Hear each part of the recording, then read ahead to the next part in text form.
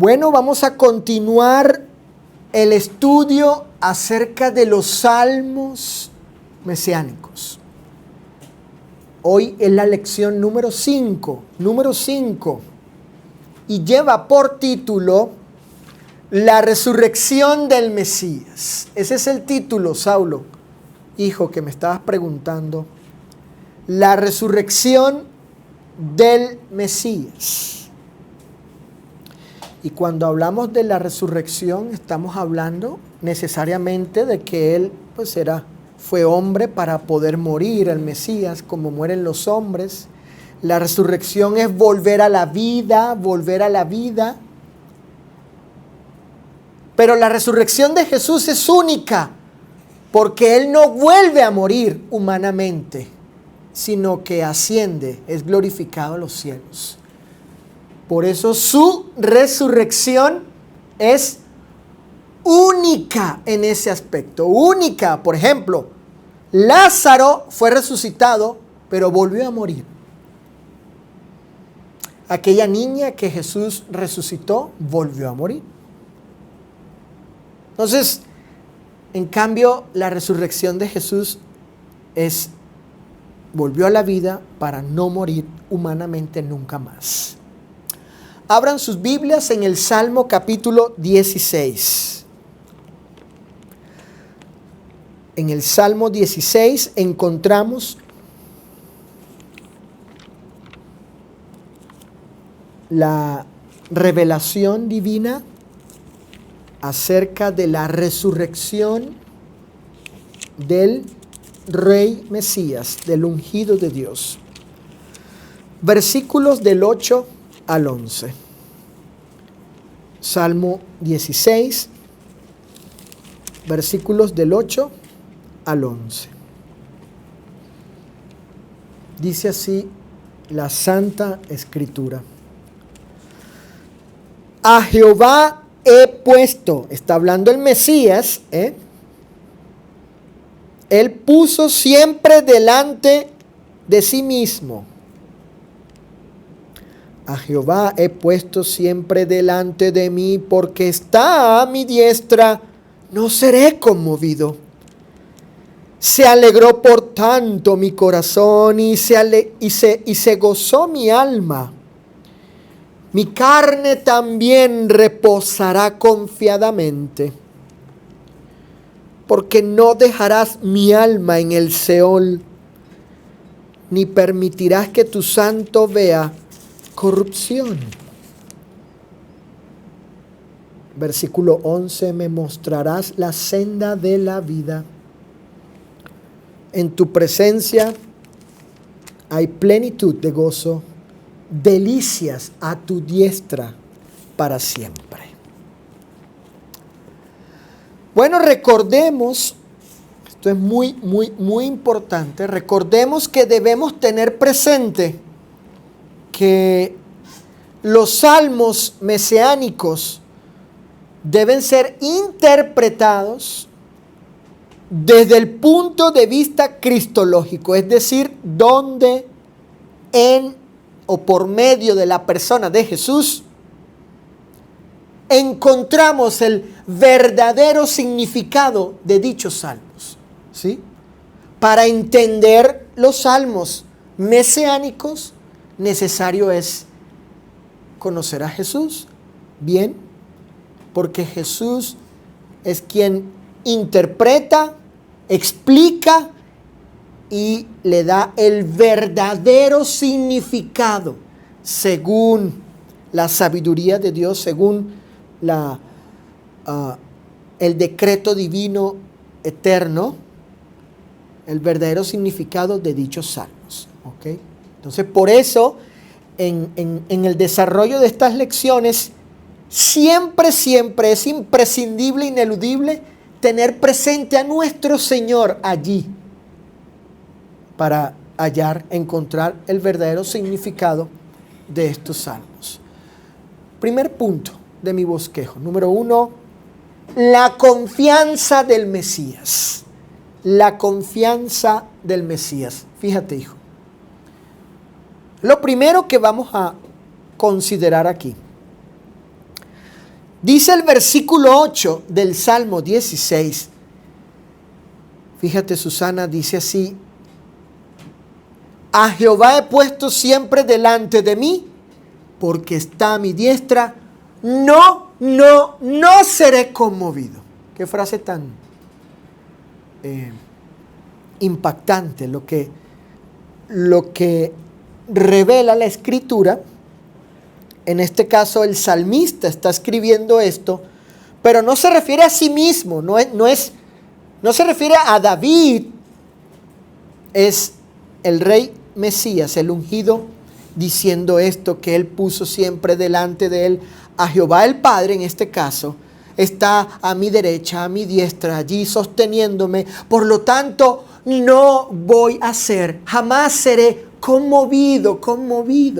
Por eso el primer punto es la confianza del Mesías, la confianza de él.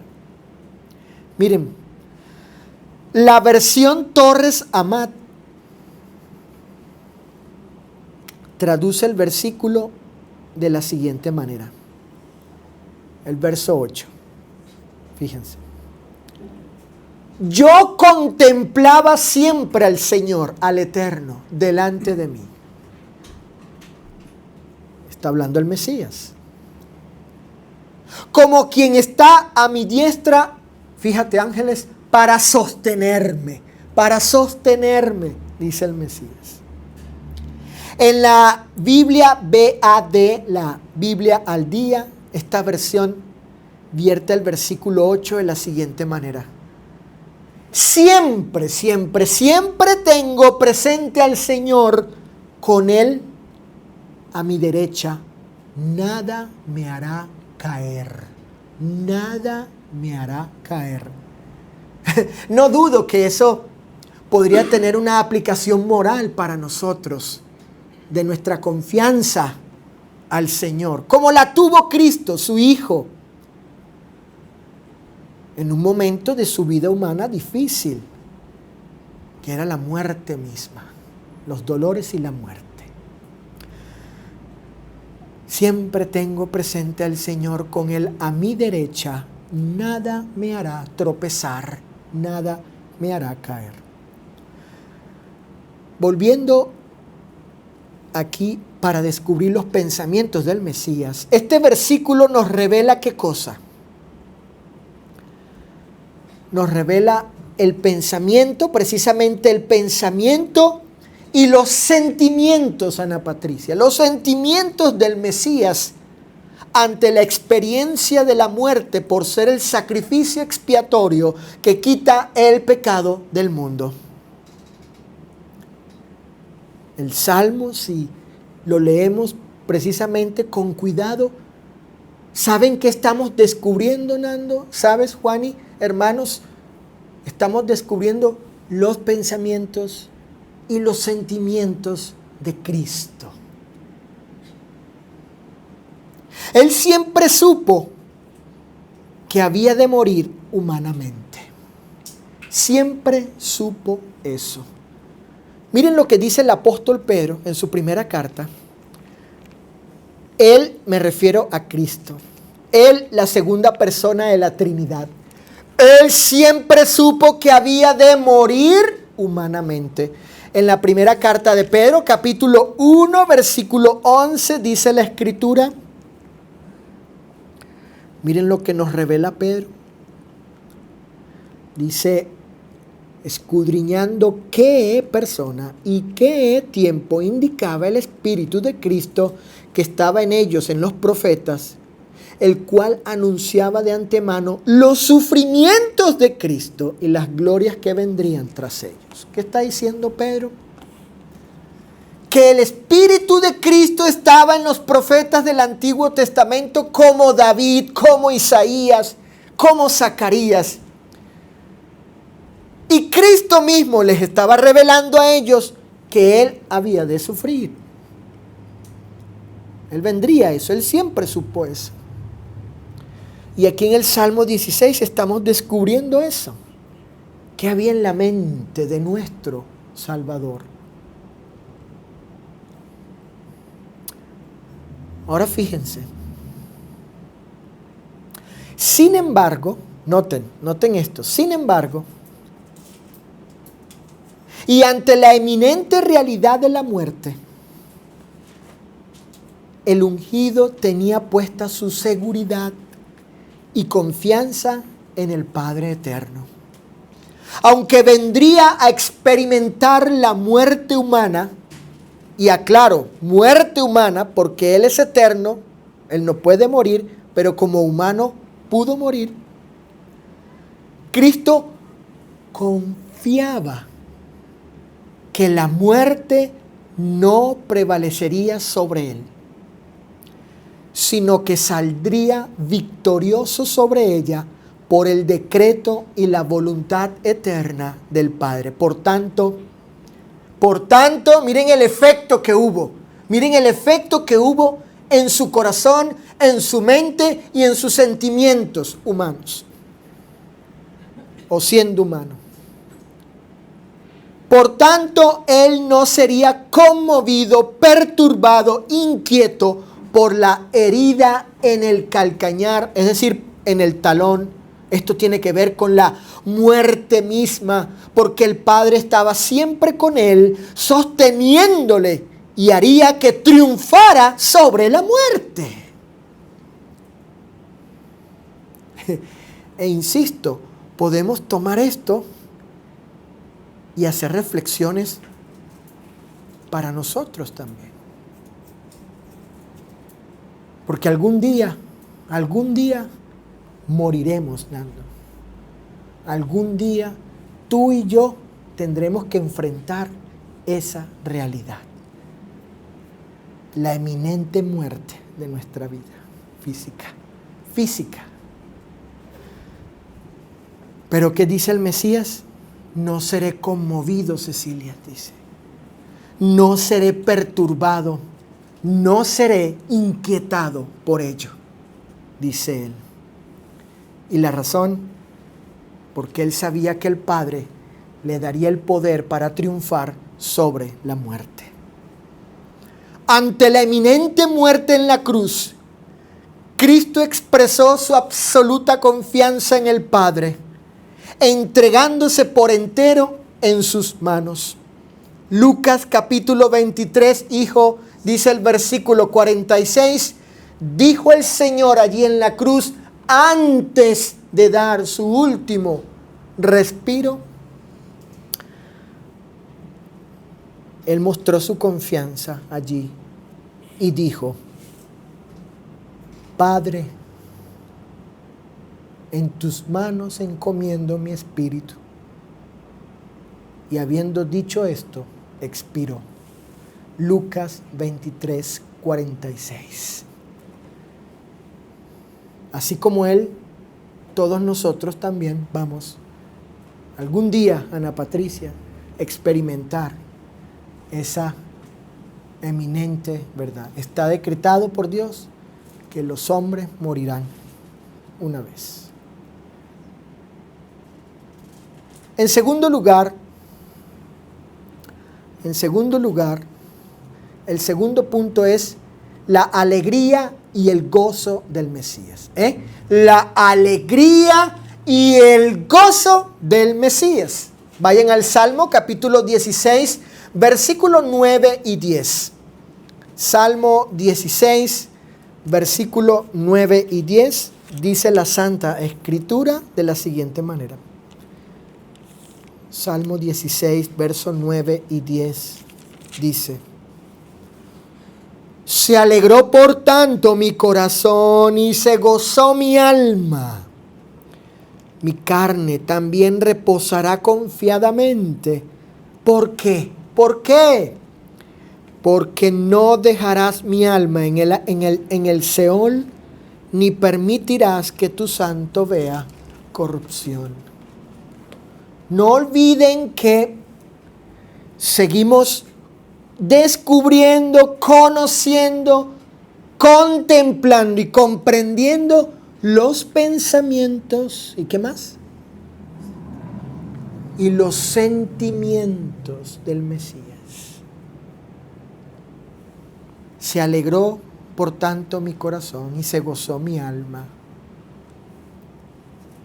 mi carne reposará confiadamente, tú no dejarás mi alma en el Seol. Lo primero que observamos aquí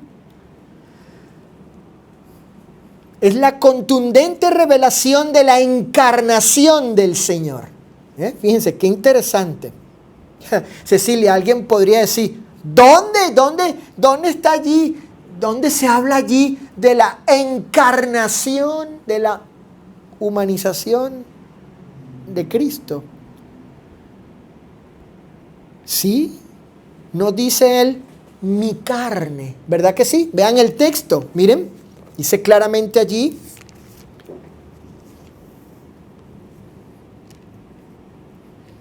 El versículo 9. Mi carne. ¿Qué cosa? ¿Mi carne qué? También reposará. Pero ahí está, mi carne. Así que el Mesías, a David se le reveló la encarnación. Es lo primero que vemos aquí. Mi carne se refiere a la humanidad de Cristo.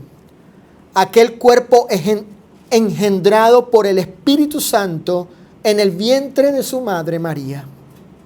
Y predeterminado para que, siendo humano, fuese el verdadero sacrificio expiatorio por los pecados. Noten lo que dice el escritor a los Hebreos en el capítulo 10. Hebreos capítulo 10. Acabo de decir acerca de que Él fue engendrado. Estos días en la serie, ahora en Guadalupe, me hizo una buena hermana estimada para nosotros, se me acercó a preguntarme algo con respecto a la encarnación de Cristo.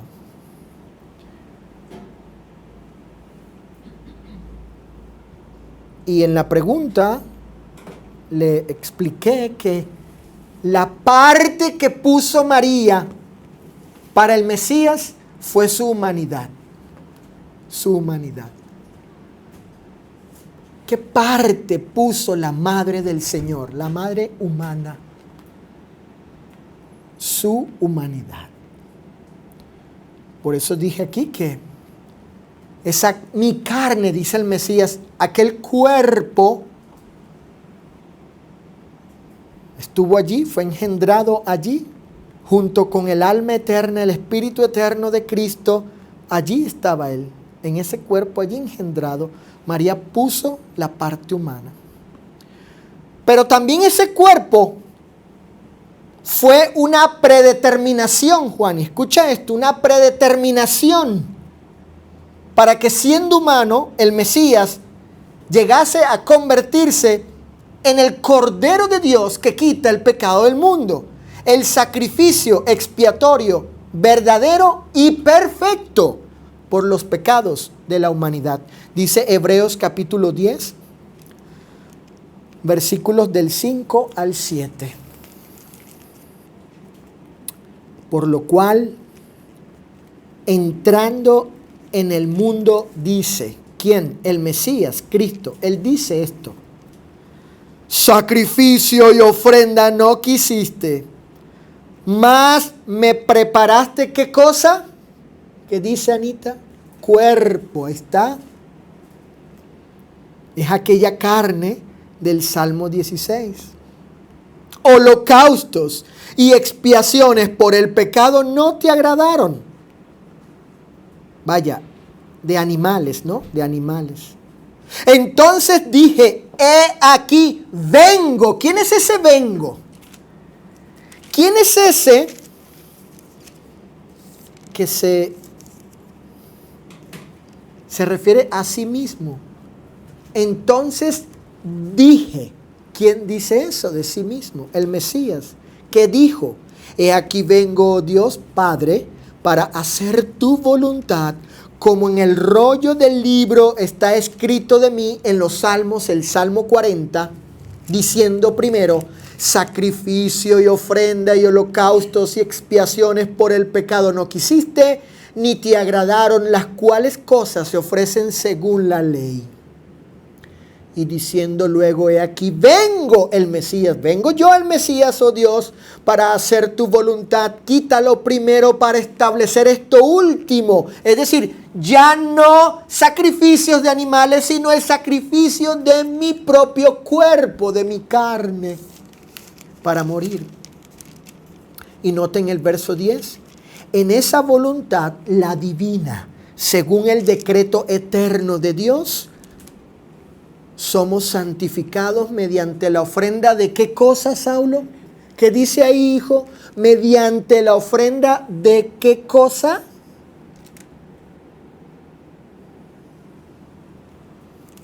Del cuerpo de Jesucristo, hecha una vez para siempre. Ahora bien,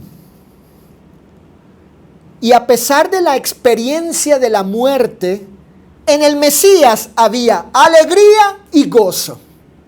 ¿Por qué había tales emociones en el corazón de Cristo?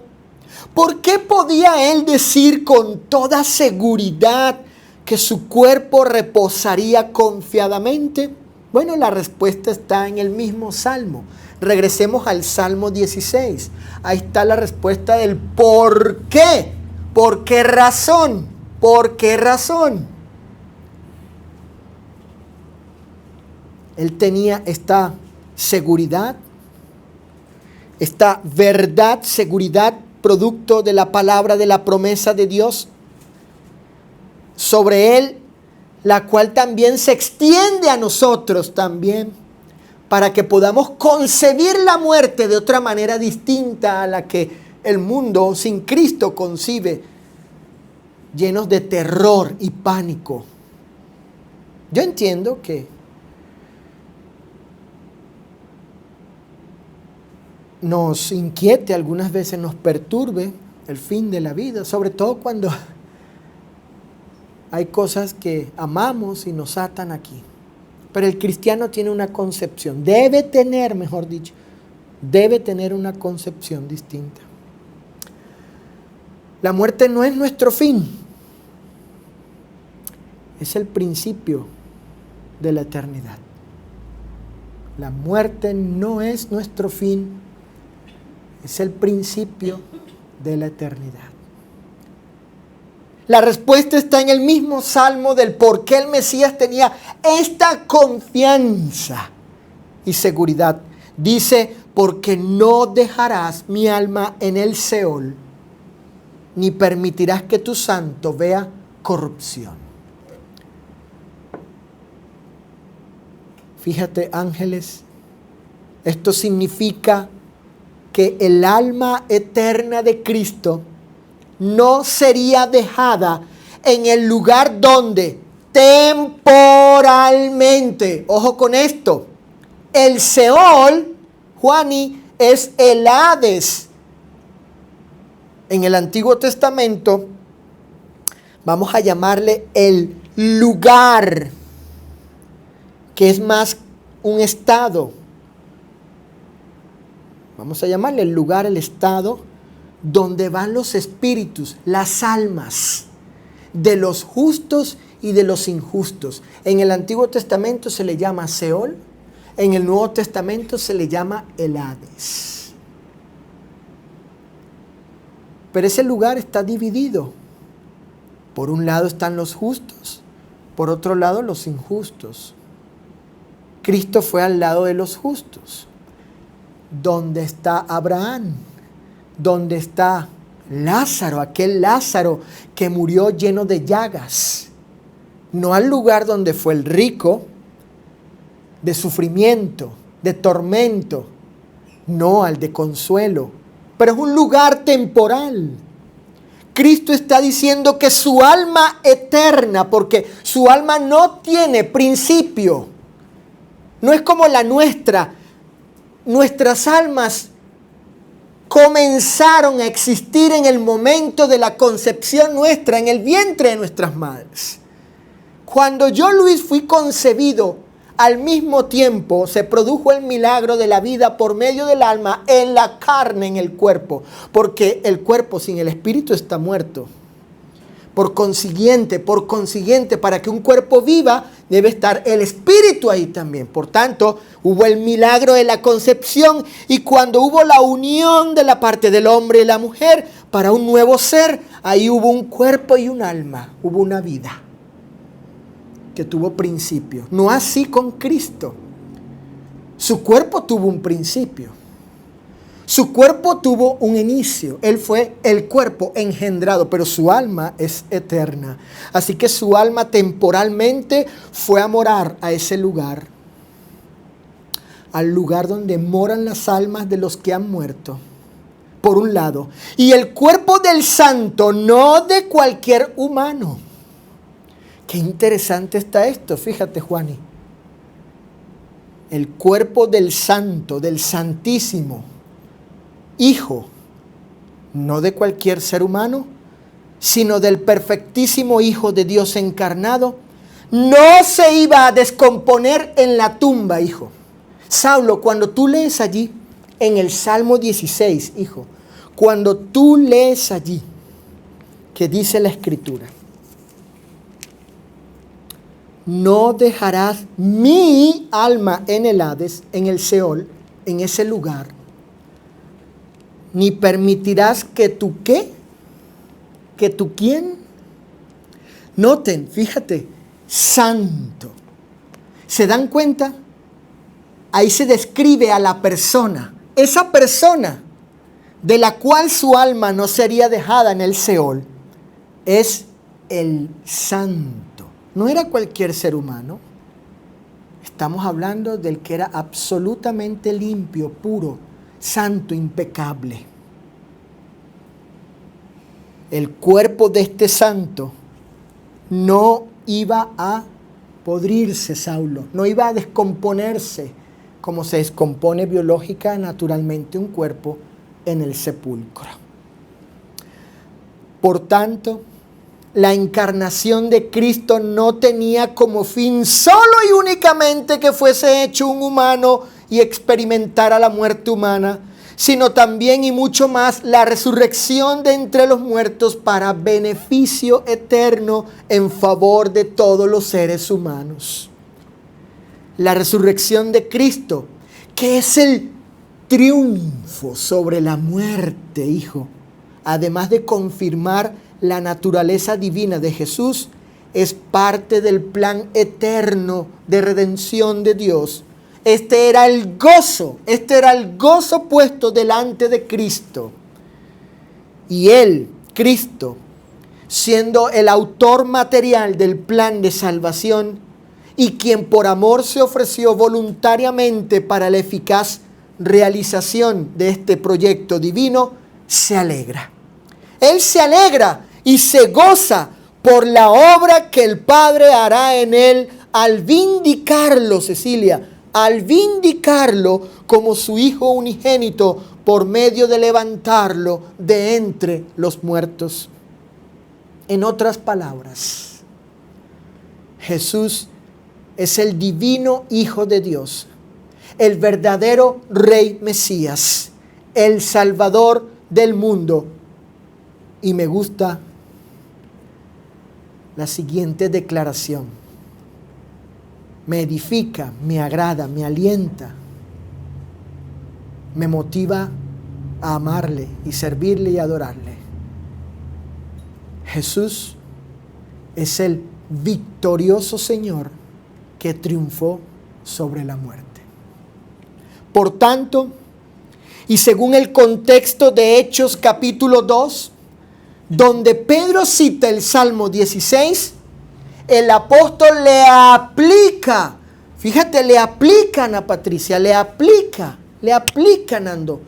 Pedro le aplica, le atribuye e identifica a Jesús como la persona de la cual David habla en el Salmo 16. Vayan a Hechos capítulo 2, versículos, hijo, del 22 al 28. Hechos capítulo 2, del 22 al 28. Dice la Escritura: varones israelitas, oíd estas palabras. Jesús Nazareno, varón aprobado por Dios entre vosotros con las maravillas, prodigios y señales que Dios hizo entre vosotros por medio de él, como vosotros mismos sabéis. A este, entregado por el determinado consejo y anticipado conocimiento de Dios, prendisteis y matasteis por manos de inicuos, crucificándole. Al cual Dios, a Jesús, noten, levantó sueltos los dolores de la muerte, por cuanto era imposible que fuese retenido por ella, por la muerte. Porque David dice de él en el Salmo 16, veía al Señor siempre delante de mí, porque está a mi diestra, no seré conmovido. Por lo cual mi corazón se alegró y se gozó mi lengua, y aún mi carne descansará en esperanza, porque no dejarás mi alma en el Hades, ni permitirás que tu santo vea corrupción. Me hiciste conocer los caminos de la vida, me llenarás de gozo con tu presencia.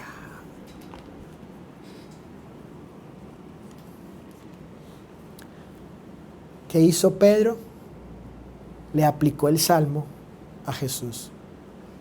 David no escribió de sí mismo. No, David no estaba hablando de él mismo, sino de otro, de Jesús el Cristo. ¿Cuál fue la conclusión de Pedro acerca del Salmo 16?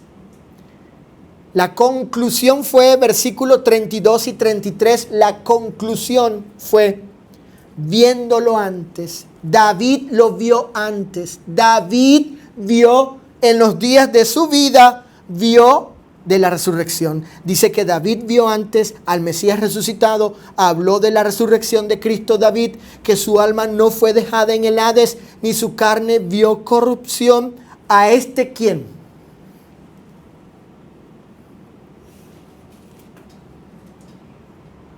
¿A quién le aplica Pedro el Salmo y la conclusión de lo que vio David y de la resurrección del ungido?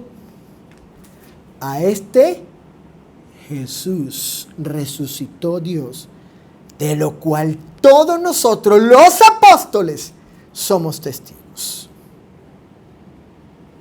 Nosotros vimos a Jesús de Nazaret vuelto a la vida. Tomás dijo, si yo no lo veo, si no meto mis manos aquí en las manos, los huecos aquí por los clavos, y en su costado no meto mi mano en la lanza, no voy a creer. Parafraseadamente estoy hablando, obviamente. Y luego se presentó el Señor y le dijo a Tomás, mira Tomás, ahí está, mis manos, tócame. Y dijo Tomás, se sorprendió y dijo, Señor mío, Dios mío, tú eres mi Señor, tú eres mi Dios. Creyó. Ellos vieron a Jesús resucitado. En tercer lugar y por último, tercer punto de este sermón, recuerden, salmos mesiánicos, y estamos estudiando esta lección número 5 que tiene que ver con la resurrección del Mesías, el salmo de la resurrección. El tercer punto es la compañía eterna del Mesías. La compañía eterna. Vayan al Salmo 16 y dice el versículo número 11. Salmo 16, verso 11. Me mostrarás la senda de la vida. En tu presencia, noten, en tu, ¿qué cosa? Presencia, que hay plenitud de gozo. Delicias, miren la palabra, delicias, deleite. ¿Ante quién? Ante Él, ante tu diestra. ¿Por cuánto tiempo? Para siempre. El rey Mesías tenía la total seguridad y la plena confianza que él volvería a la vida humana por la resurrección que el Padre efectuaría con él. Al hacerlo, el gozo que estaba delante del Mesías sería colmado, lleno. Ese gozo sería lleno, colmado en su plenitud, porque se cumplirían por medio de él todas las promesas de la redención que el Eterno se había propuesto en sí mismo para toda la humanidad. Así Dios sería alabado por ello. El gozo puesto delante del Mesías, porque él también era parte del plan de redención, de salvación. Y la resurrección, el volver a la vida, era una vindicación a él acerca de quién era él como el Hijo de Dios en la ejecución de este plan.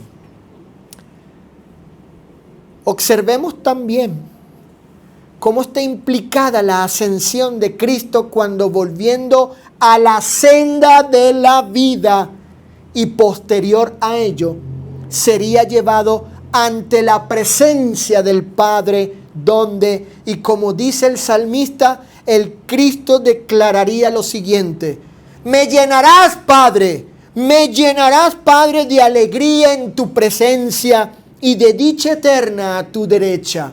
Biblia al día. Observen cómo la compañía del Padre, ángeles, produce, Saulo, alegría y dicha eterna al Mesías. Noten el texto. Miren, dice el texto: me mostrarás qué cosa. ¿Qué cosa? La senda. Volveré yo a la vida, al camino de la vida, y posterior a ello iré a tu presencia, donde hay plenitud de gozo, donde a tu diestra hay delicias eternas. ¿Vieron? El día que estemos con Él, en la eternidad, Anita, hermanos, hermanas, allí encontraremos lo mismo. Encontraremos plenitud de gozo, delicias a su diestra. Porque la eternidad, Ana Patricia, consiste en eso, en la eterna felicidad, en el eterno hijo gozo, en el eterno regocijo ante el Padre. Ni tenemos nosotros, ni imaginamos la plenitud de la dicha, la alegría, la felicidad que tendremos allí en la eternidad, hijo, ante Dios. Porque estaremos ante la misma fuente verdadera de dicha y felicidad, Dios mismo allí. Ya no habrá ¿qué? Llanto, ni dolor, ángeles, ni angustia, ni lágrimas, ni muerte, ni enfermedad. Ya no habrá sufrimiento, nada, solo felicidad. Solo felicidad. Yo, dijo Pablo, en otras palabras, hago mi luchita. Hago mi luchita para llegar allí. ¿Estamos de acuerdo? Muy bien, por eso estamos aquí. Y debemos seguir así como andamos junto con Él. En ese sentido, Pedro, al citar el Salmo 16 en el día de Pentecostés, dice lo siguiente: me llenarás de gozo con tu presencia. Hechos 2:28. Eso lo dijo Pedro en Hechos 2:28, aplicándole el Salmo a Jesús, citando a Jesús que dice: me llenarás de gozo con tu presencia. Eso eran parte de esos pensamientos y de esos sentimientos de él con respecto a la compañía eterna del Padre. Con la declaración anterior, Pedro le atribuye a Jesús ser el Cristo que, aunque habiendo sido muerto, resucitó y ascendió al cielo donde está el Padre. Ahora, y ante la presencia de él, disfruta de la compañía eterna del Padre. Las palabras de Pedro son una vindicación y ratificación pública de que Jesús es el varón aprobado que goza de la compañía eterna del Padre Celestial. Él es el Cristo que había de venir al mundo, el Hijo unigénito de Dios, que según Juan, o quien, mejor dicho, quien según Juan 1:18 está en el seno de ¿quién? Del Padre. Ahí está. Así como está Gigi ahorita con Susana. Así está. Es la idea. En esa intimidad, en esa comunión, en ese compañerismo, cara a cara, está el Mesías ante el Padre, disfrutando de todo deleite y gozo, porque de eso se trata, estar a su lado y en la eternidad, felicidad, dicha y alegría para siempre. Cristo está en el seno de la compañía del Padre. Muy bien, conclusión de esta quinta lección. Fíjate, hijo. Este salmo, como todos los salmos mesiánicos, tienen que necesariamente ser interpretados en la persona de Cristo, porque Él da el verdadero significado de los salmos. Es por medio de Jesús que podemos conocer la sabiduría cristológica de tales salmos. Ellos en realidad hablaban de Cristo. La resurrección de Jesús, ese evento del cual los apóstoles son testigos, fueron testigos, y así lo vemos en las Escrituras, confirmó que las reclamaciones que hizo Jesús acerca de sí mismo como el Mesías son legítimas y verdaderas. Lo que él decía acerca de sí mismo, de que él iba a morir y al tercer día resucitar. Eso se hizo realidad. Los apóstoles vieron eso. Lo que Jesús reclamó acerca de sí mismo, lo cumplió. Él era el divino ungido de Dios. El Salmo 16, y la esperanza de uno que su alma no sería dejada en el Hades y su cuerpo no vería corrupción, se cumplió plena y perfectamente en la persona de Jesús. Jesús, hermanos, Jesús, el Hijo de Dios, es el Cristo victorioso. No olviden ese atributo de él, el Cristo victorioso, que ha vencido la muerte y en quien los hombres ahora pueden poner su confianza para ser vencedores de la muerte eterna. Bien dijo el apóstol Pedro: bendito el Dios y Padre de nuestro Señor Jesucristo, que según su grande misericordia nos hizo renacer para una esperanza viva por la resurrección de Jesucristo de los muertos, para una herencia incorruptible, incontaminada e inmarcesible. Escuchen, reservada. Ya está apartada, ya está reservada. ¿Dónde esa herencia? ¿Dónde, Susana? En los cielos para vosotros. Primera de Pedro, capítulo 1, versículos 3 y 4. Ahora nosotros vivimos en esta esperanza viva por la resurrección de Jesucristo, de que llegará el día en que vamos a heredar esta herencia incorruptible, incontaminada e inmarcesible. En aquel lugar, el cielo, donde está el Padre, Él, la fuente, el dador de toda felicidad y gozo, como la comparte con su Hijo Jesucristo.